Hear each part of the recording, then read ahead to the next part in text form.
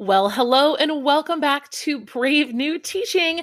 It's Amanda today. I am here with a guest and I am so beside myself excited to talk to Dr. Mike Theune. He is one of my professors from my undergrad at Illinois Wesleyan University. And I'm telling you guys, I had so many memories just flooding back to me throughout this conversation, and I cannot wait to share it with you.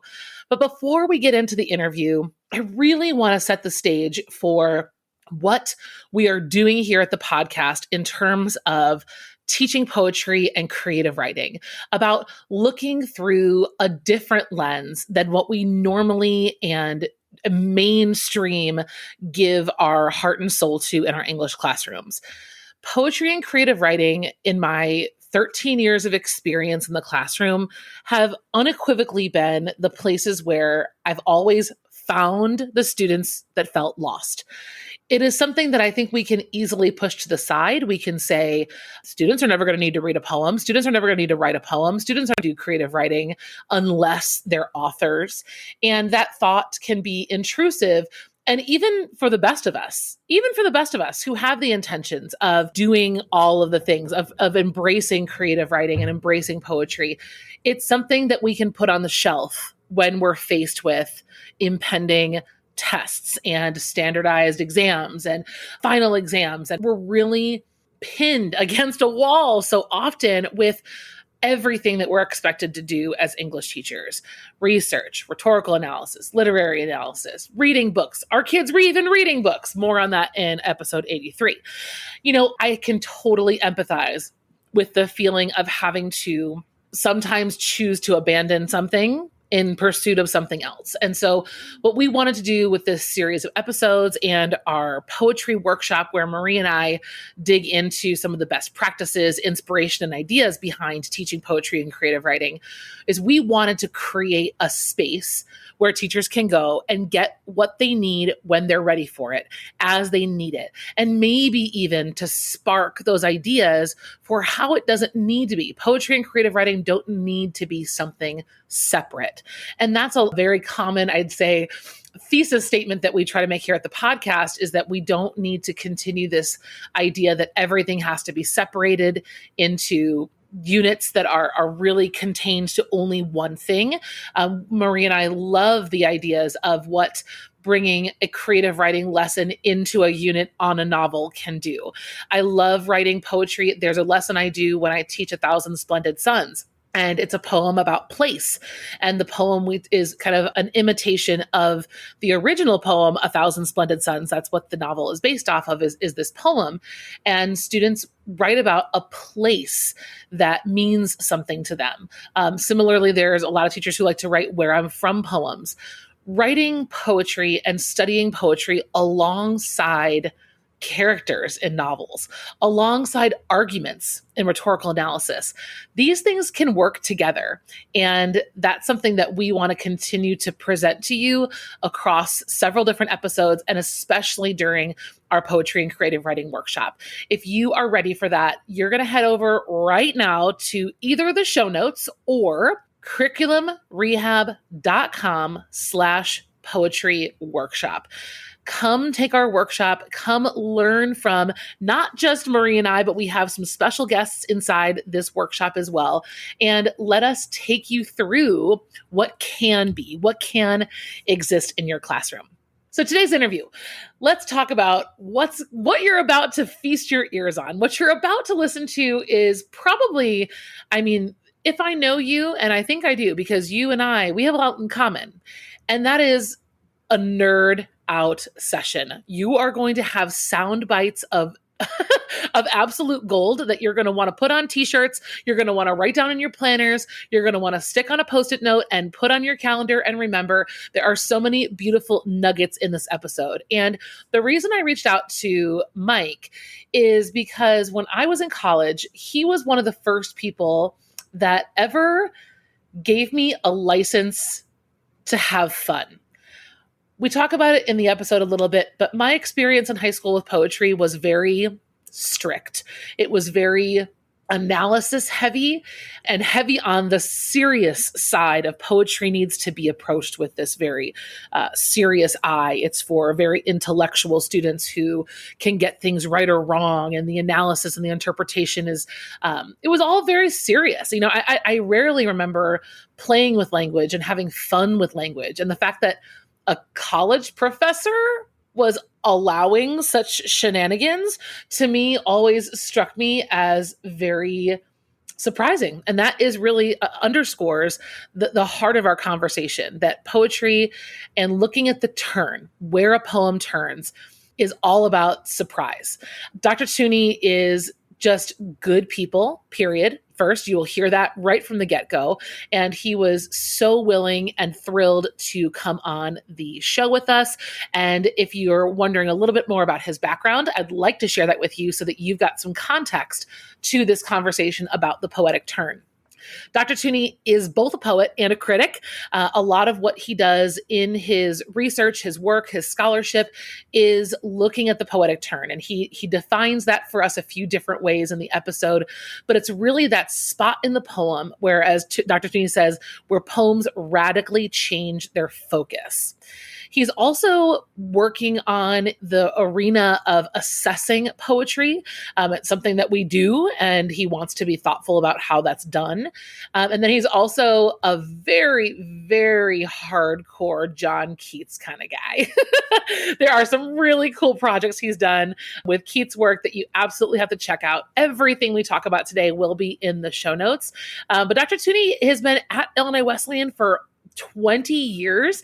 Like I said, I do remember very fondly our time together at Wesleyan.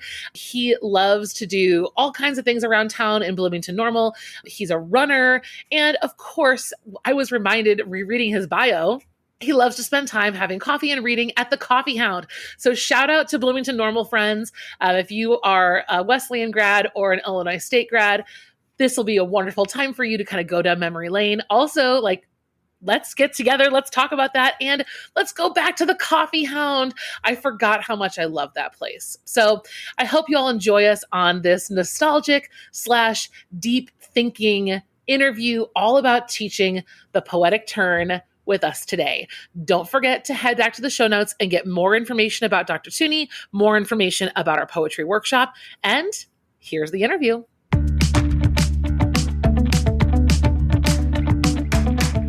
You're listening to Brave New Teaching, and we are so much more than a podcast. We give teachers the inspiration, support, and tools to challenge the status quo. I'm Amanda, and I'm a former English teacher from Illinois. And I'm Marie, and I'm a teacher from Southern California. Join us at bravenewteaching.com to find out more about our courses, festivals, and get every episode's show notes. We're so glad you're here. Enjoy the show.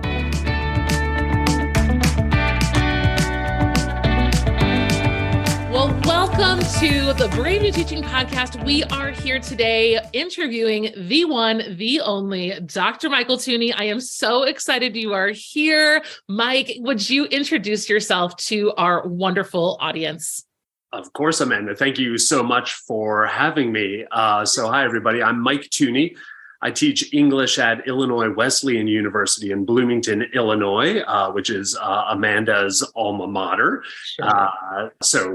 Clearly that speaks highly of the institution. We're in Bloomington, Illinois, about midway between Chicago and St. Louis. I've been teaching there for now over 20 years. And so a lot of teaching, a lot of service, and then also a fair amount of scholarship. And so my scholarship kind of ranges from an interest in the assessment of creative writing to the British Romantic poet John Keats. Mm-hmm. But it really has a kind of a big focus on as well the element that we'll, I think, be focusing on today, and that is the poetic turn, those moments in poems where they really take these pretty major shifts. They really kind of change direction.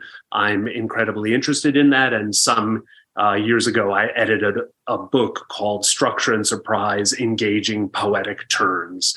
And so I'm look forward to talking about that element of poetry with everybody today.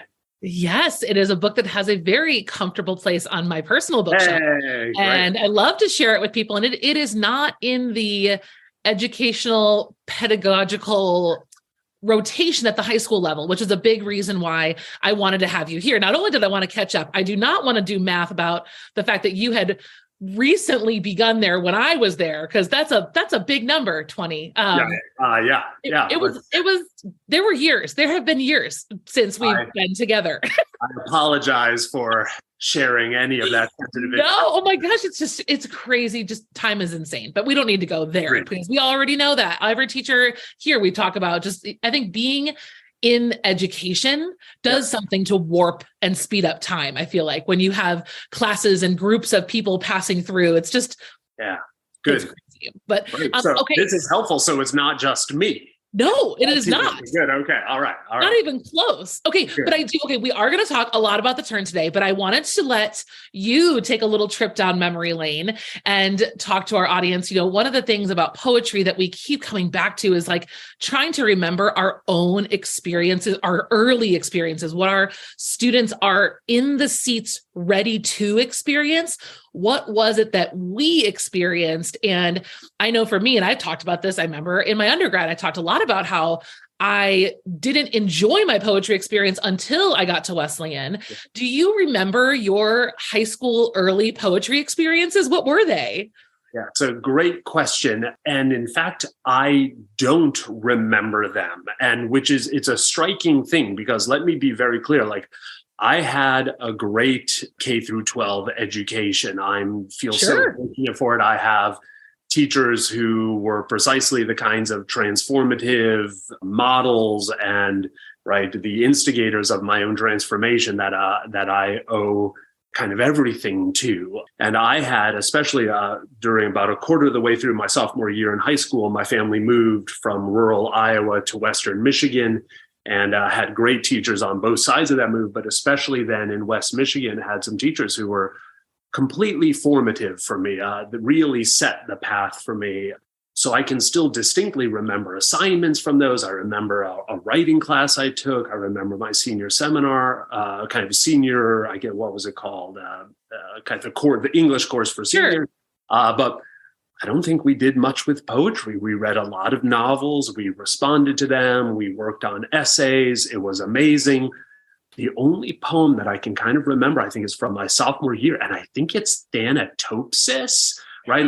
This kind of Puritan poem. Yeah. About sinners in the hand of an angry God. Yes. Spiders. And yes. Yeah, exactly. Yeah. And so I'm like, so that's the only thing that I can remember now.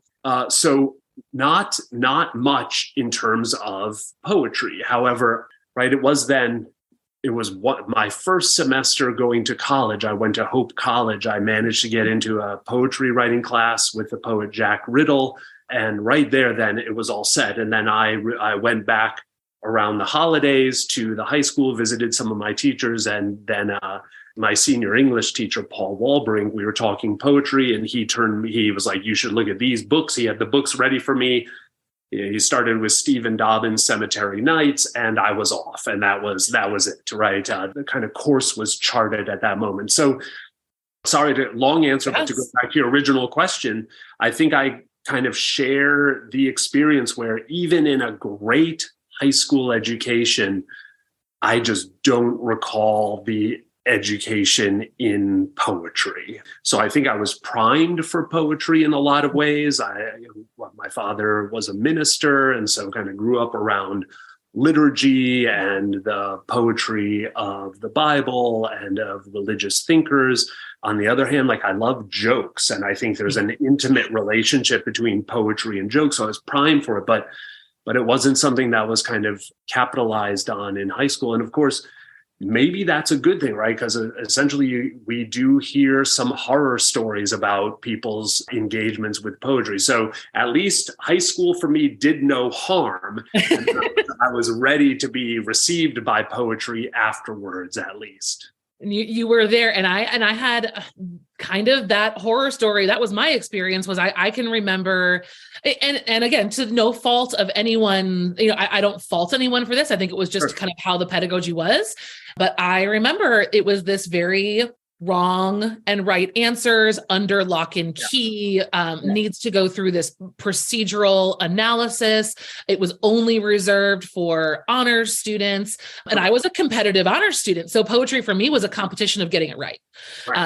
Who can write the more thoughtful analysis. And that says a lot about me and a lot about how I was smacked in the face with creative writing. At May term, I had Mr. Gannett, and he told me that there was something called the concrete and the abstract. And like, as someone in my middle 30s, thinking like that wasn't foundational in high school breaks my heart a little bit, because students can get that. They can understand concrete and abstract. They can get that.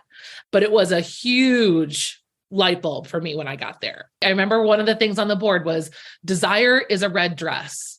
And I thought, sure it is. Like, and that's it's and now I'm like, okay, we need to bring this back to teachers. So my next question is in that vein is, what are some things that we can do before we get to the turn? What are some of your thoughts on dispelling this myth for teachers that poetry is something difficult for us, or something that is, we need to have X, Y, and Z breadth of knowledge before we embark on teaching poetry? How do we make teachers feel more comfortable just stepping into it without having an undergrad in creative writing? Yeah, great question. So my sense is this: I think it's really important for everybody to recognize that even at a base level, how complex we are in terms of our language use just naturally, right? So it's really important to kind of get us, and I think especially when approaching poetry, to realize that there are these really tricky, interesting, complex things we do with language, and we do them naturally all the time. They're not strange, different. They're just part of what we do. So I would point to, for example, one is songs, right? So lyric poetry, the lyrics of songs. So pay attention to how songs work and how the lyrics within songs work. And suddenly we're approaching poetry, and it's like, well, does that song tell a story? Some songs do, kind of, but other songs behave in different ways. And we don't think that they're therefore lesser or terrifying or strange or off-putting. They just behave in these different ways, and we're totally familiar with it, and we're A-okay. So one, the paradigm of songs. I'd also point people to kind of the paradigm of jokes, right? Like, the thing about jokes is that jokes really exist around a turn, right? The turn from setup to punchline, right? So, I should have prepared a joke for this talk, but something like, what do you call a deer with no eyes? No idea, right? Even there. So one of the big things that's happening in a joke is that everybody would agree that joke, whether good or bad, right, is a complete joke. It's not missing anything. That's how the joke works. But the interesting thing, sometimes we get to poems on the page, and then we're like, well, wait, but what does it mean? What's the meaning of that? It's like, there is not a kind of an additional meaning. It's a linguistic unit that works in these ways. So the question might even more kind of potentially be, was that interesting? And if so, how did it work? And then we can talk about all sorts of interesting ways that bit of language worked. So for me, that's some kind of initial ways that we would kind of move more towards poetry, is just realize we ourselves, there's a way in which when we come to literature, very often we just kind of get a little stilted. We come to it and we're like, I guess I just use language to make declarative sentences. And it's like, that just is not how you use language at all. Everybody should almost do a language inventory, right? To kind of be like, what do I do? I'm trademarking that right now, just for that.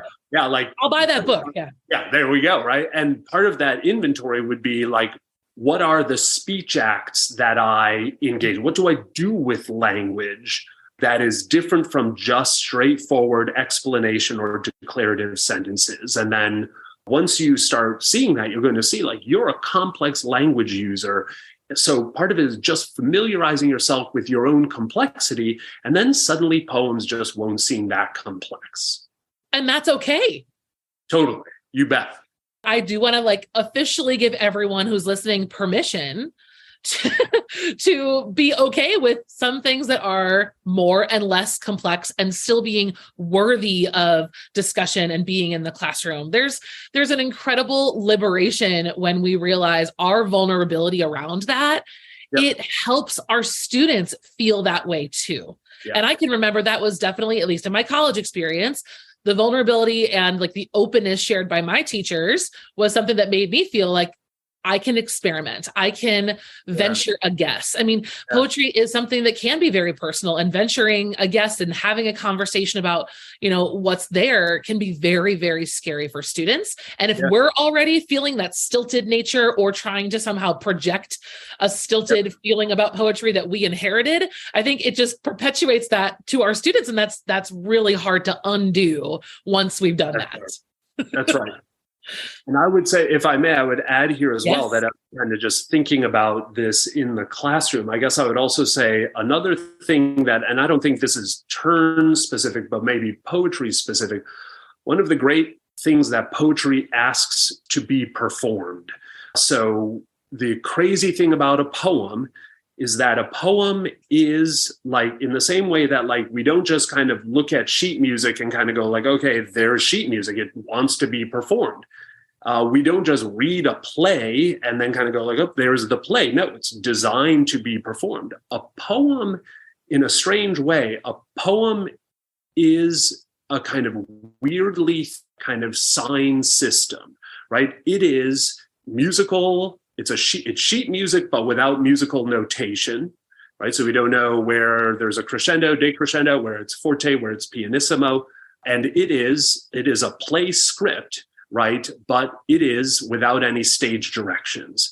And so part of coming to understand a poem is being able to insert those instructions into there and then embodying it in the voice, in the reading voice, which either can be a true voice, a vocalization, or could also be just even better hearing it, even as we're kind of hearing the poem, even as we read silently. I love that. And I think that is actually the perfect transition into talking about the turn, because so much of that energy lies in the turn, right? Like knowing, right, the rise and the fall, the subtle, it might not be marked crescendo or decrescendo, but sometimes finding the turn can help us hear that in the poem. So for listeners, our listeners have gotten a pretty good earful from me about poetry in the past few years. We've talked a lot about looking at the title, looking at the speaker, looking at tools, but certainly talking about turn is something I think everyone's still a little nervous about. And so my first question for you is, when I talk about the poetic turn, a lot of people look at me and they say, do you mean the shift? Right. And I say, well, yes, but I'm saying the turn. And to me, I feel like there is a difference. I don't know if it matters. I try to tell teachers it doesn't matter. Just try to teach it. But I'm curious what your thoughts are as someone who has written about it and maybe even coined a term, because I know that I say turn because of you. But can we talk about what is the turn? What is the shift? Is there a difference between the two? It's a great question. Look, so my quick answer is that no, if the term you use for it is shift, go for it. What I mean by turn is a kind of significant change in the rhetorical and or dramatic trajectory of the poem. And if that's what anybody means by shift, they should feel free to use the word shift. So I'm at work right now on another book on the turn, but it's less to be used in the classroom and more kind of an argument for the importance of the turn. I almost think of it as a prequel to Structure and Surprise. And one of the things that this book is one of the mysteries that this book is exploring is how we have failed to pay adequate attention to the turn. The turn is central to so many poems, to so much poetry, but there, right, in all of the textbooks and handbooks about poems, there's only one book from 1959, John Ciardi's How Does a Poem Mean, that has a chapter on the turn. That is it. It is ludicrous. And so the interesting thing is that that book, the turn, is referred to as a fulcrum. And it turns out that there are other words for turn. So some people refer to it as like the center of the poem. Some people use the word torque. So there are these different there's different terminology, which is totally fine, totally legitimate. Although in this book, I'm kind of making the case that all of those different terms finally, though, add up to one of the reasons why we haven't paid as much attention to the turn. Because if somebody heard about a fulcrum, there's nothing there kind of saying, oh, that's the same thing as a turn. You got to take time to make that connection. And so again, not a problem, except to kind of go like, just to make sure that we all know we're talking about the same thing. And then the only reason why I focus a bit on the word turn is because, quite frankly, it is the word that poets have chosen. And I haven't yet fully made this argument. I'm still thinking this through and sorting it out. And I think I need to talk to some linguists about this. But poets use the word turn very often in their poems to refer to something like the turn. And they don't, sometimes they'll use a word like shift or swerve, but mostly it's turn. And I have a feeling that that is the English language itself making its own demands, that there's something about the amount of words that turn rhymes with, that turn chimes with, that's why poets have used it. But again, for whatever reason, it is the word chosen by poets mostly when they talk about this element of poems. I do too. And as a student of poetry, for me, shift is fine. I've read enough poetry that I think I can discern, like when I'm thinking about a poem, what a shift is. But a turn is just, I don't know, that much more tactile, right? I Sure. physically can feel a turn more than I can feel a shift. And it's hairs of a difference. But when thinking about teenagers and how literal they are, I think turn's going to actually solve a whole lot more problems. Shift might be more confusing. Sure, right. Well, and I would say, so one of the things that I would think, for me, it's a great question about even bringing up the question of like, what do we call this moment? Mm-hmm. And then to offer students different options, and then to say, in this poem where the turn is incredibly sharp, would you call it something different versus this poem where the turn feels to kind of grow very naturally out of what came before it, right? So the word torque that the critic M.L. Rosenthal uses is very clearly about a really kind of distinct, hard and fast turn that's really prominent. But not all turns behave like that. There are certainly softer turns, swerves, shifts, right? So as with any name, the name has not only, that gives another chance to talk about denotations and connotations, right? So we might mean this with it, but then what does it connote? And then if it connotes something different, let's think about what other words might be better for this particular turn. Yeah.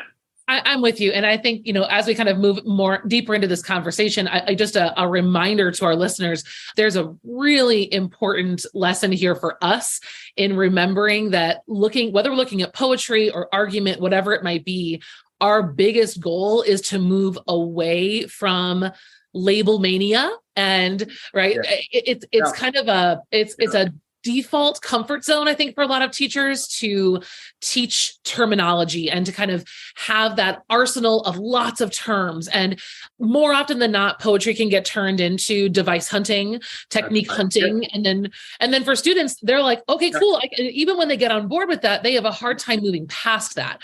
And that's, the biggest thing I think. So when we talk about the turn, what I love is that no matter what you call it, it begs the rest of the questions that come after the so what. So what is here?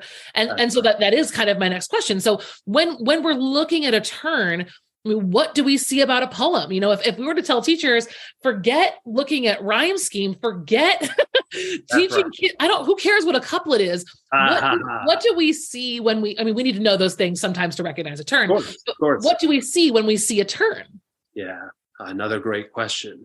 I had a wonderful undergrad, so. Very good. Yeah, indeed. Let's see. What we see, so look, obviously I love turns. So I want to kind of cite a few other people who do as well. So Phyllis Levin in her anthology, The Penguin Book of the Sonnet, right? So it's anthology about sonnets, where sonnets have been the home of the turn, or the turn is sometimes referred to as the volta in the sonnet. But Yes. she says that actually, like, the volta is the seat of the sonnet soul. And then Ellen Bryan Voigt, a poet critic from today, has said something like, right, the sonnet's volta has become an inherent expectation for most short lyric poems.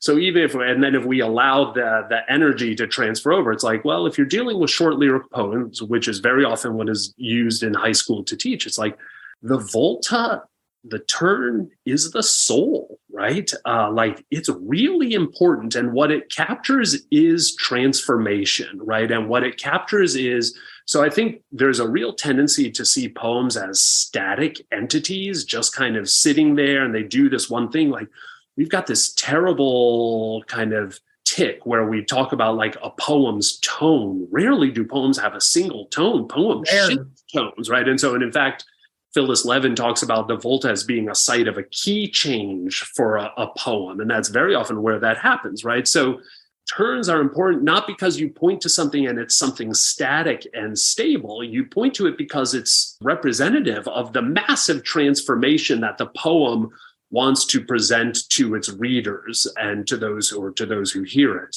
So for me, that's what's kind of crucial. We're getting at something that's, I hate the distinction between kind of, right, like primary and secondary, to say this is more important than that. That doesn't really work. But all I'm saying is that the turn is vastly more important than we've tended to give it credit for in the ways that we teach poetry so far. And we need to attend to it more, again, because it's this weird kind of energetic core of poems. Do you have like a default set of like your process when you approach a poem and you're approaching the turn? Is it, do you have like a system in place? I mean, I think teachers are constantly searching for like a bullet point approach to doing this. Sure. How do we do it? Sure. I've always described a very organic way of doing it, but is there a way that you've reasoned through that helps you get to the turn? Because I think a lot of us are stuck in this kind of top to bottom, line by line. That's kind of, I would say, a lot of the default of what teachers who have not been given the tools, that's, I think, where we find ourselves a lot of times. What have you been doing with your students? And what do you think is some advice going forward with that? Ooh, another great question. And so my sense with the turn, Amanda, is that the turn is important, not so much because I think because it's a massive transformation of how people do things, as much as a kind of focusing in on kind of what we really value when we look at poems, right? Like, I have a feeling most teachers are kind of already teaching poems in this way, that like one way to teach a big part of poetry, not all of it, there's all sorts of other things to do. So I don't mean to imply that, but one of the things you do is you say, let's attend to turns. Let's read through this poems a couple of times. Let's start noticing things. Let's see. And then at some point, so maybe not right away, and one doesn't have to do it with a ruler and slapping knuckles while doing it, right? But to say, like, at some point to say, does this poem have a major turn in it? And then to say, if so, where do we kind of detect it, right? And then one of the great questions for the analysis of poems is, what happens before the turn and what happens after, right? What is the transformation that takes place? And you can like almost literally like go through, you could like, this is where, if you love a grid or a matrix, you could go like, you could put on your board like before turn, after turn, you draw a line under them. And then above here you say, right, diction, right, or word choice, you use syntax, symbols, and then you look at if there are, some might stay the same before and after, but some might change, and then to kind of begin to kind of see what's occurring before and after, and how is the poem presenting the transformation that takes place around that turn, right? So what comes after it connected to what comes before, and how does it differentiate itself from what comes before?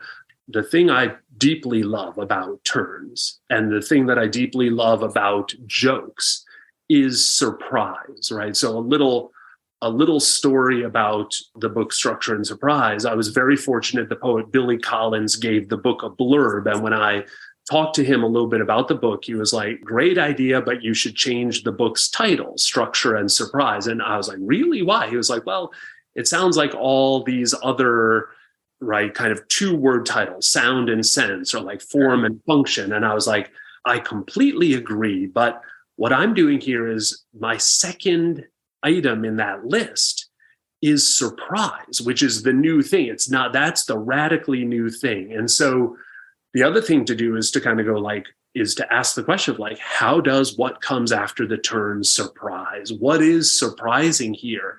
And to be, I think for me, that's part of what's really exciting about the turn, is that we also get to kind of say like, students should come to poems prepared to be surprised, right? The poet Wordsworth says, right, we murder to dissect, right? So anytime we dissect something, we're stabilizing it, right, so that we can analyze it and look at it.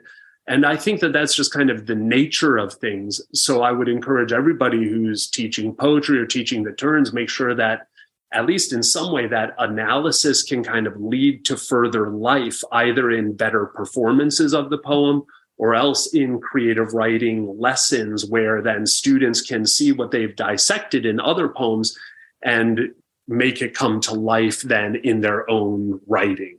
But again, I have a feeling that the turn is already kind of part and parcel of what a lot of teachers are already doing. But like, let's now focus in on it, recognize that it wants to be highlighted, recognize how big it is, recognize some of the things that we can do with it. And then in that way, maybe not transform our teaching, but really give better voice to the things we really value in poems, like surprise. And all of this, when I'm listening to you, it's just so affirming to me, because none of this is highbrow or inaccessible language. Turn and surprise. And of course, I would never expect that from you. That's, I mean, this is the, I have my moments. Oh yeah. Okay, sure. But listening to like this is doable for students. This is actually, I'll dare say it, interesting to students. Yeah, great. It's disarming. You know, we're saying come prepared to be surprised. Yeah. That's not something that kids can't do. Kids can do that. Right. Yep. Please, are you kidding me? One of the things that I like to do when I talk about poetic turns is to have students kind of let's talk about turns that you enjoy outside of poetry. So tell me about a turn that you love in a song that you love, or a movie or a TV show, or right, like I'm a huge fan of Christopher Nolan movies, right? And one of my favorite movies is a movie called The Prestige. And in The Prestige, we learn, which is kind of about two competing magicians, but it's really a movie about art and obsession and sacrifice. It's a great movie, but it's about magic tricks. And in part, it's about magic. And it's like, the movie states that there are 3 parts to every magic trick: the pledge, the turn, and the prestige. The pledge, you kind of show like, look, these are real things, where everything here is solid and real. The turn is you make something mysterious happen, you make something disappear. And then the prestige is you have to make it kind of come back. But I love that example where it's like, and that movie is a master course in turning, right? And so students are totally familiar with turns. They might not be familiar. Again, in the same way I'm trying to ask people to think about songs and jokes, like these techniques are used in all of these kind of popular media. Bring it to poems, because poems deploy these techniques as well. What a beautiful place to wrap ourselves up here. Mike, where can my teachers find your work? How can they get in touch with you if they have questions or they want to follow up? Where should they go? Sure. Why don't we, if you're okay with it. So I'm at Illinois Wesleyan University, and they can, if you look up the English department and the faculty, you'll see my name, and then you can see my email there. You can reach out. But why don't we just put a bunch of kind of some contact information and links and stuff onto this page that then can be shared with people who are paying attention to the podcast. And then that'll have a lot of helpful links, I hope, to different resources. Is that okay? That's perfect. So our show notes, so everyone knows, our show notes page goes with every episode. So we will have a stacked full list of resources, contact information. Just head over to the show notes. Thank you, Mike. Thank you, listeners, for being here. Any parting words of inspiration you have for us? turn, turn, turn, right? To everything, there is a season, turn, turn, turn, right? And poetry is always in season. Turn to it and turn to it using the turn. And I think that you will really feel the benefits of that in your classroom. I hope so. Thank you, Amanda. Thanks for taking this time with me. And thank you to all of you, the listeners and viewers as well. What a treat. Absolutely. Well, thank you so much for being here, and we will talk soon. Sounds great. Bye. Okay. I warned you, didn't I? I warned you that you were going to want to take notes, and I hope that you did. And I really hope you enjoyed this interview today. If you did, Dr. Theune, Mike, and I, we would love to hear from you. You can contact Mike Theune anywhere on our show notes. We've got his email. We've got all of his contact information there, his website. And then, of course, at Brave New Teaching, we want to hear about the moments that are transforming your teaching. Remember, our DMs are always open. Our inbox is open, and we would love to hear from you on Instagram. Give us a shout out and a story and a reel, and we'll be thrilled to repost that, respond to you, and just continue this conversation. If you want to hear more about the Poetic Turn, you know where to go, and we hope you found this episode incredibly helpful. As a special treat, there is an additional section of this interview that we did not include in the podcast. Instead, it is inside our festival, where we talk with Dr. Theune about his 2 favorite creative writing exercises. 2 things he does with his creative writing students every single year that are, without fail, the most powerful ways to disrupt that linear thinking. If you want to get your hands on that, head to our website. You're going to go to curriculumrehab.com/poetry workshop to get yourself registered. There are various tiers of ways that you can be invested in this workshop. And you're going to get that video, all the handouts, and everything you could need to successfully reproduce those lessons in your own classroom. We hope you'll join us in the workshop, and we thank you so much for being here. Have a wonderful rest of your week at school. Bye. Thanks again for listening to Brave New Teaching. We'd love to keep the conversation going over on Instagram. And while you're there, check out the links in our bio for the most up-to-date events going on in the Brave New Teaching community. Thanks for being here, and have a great week at school.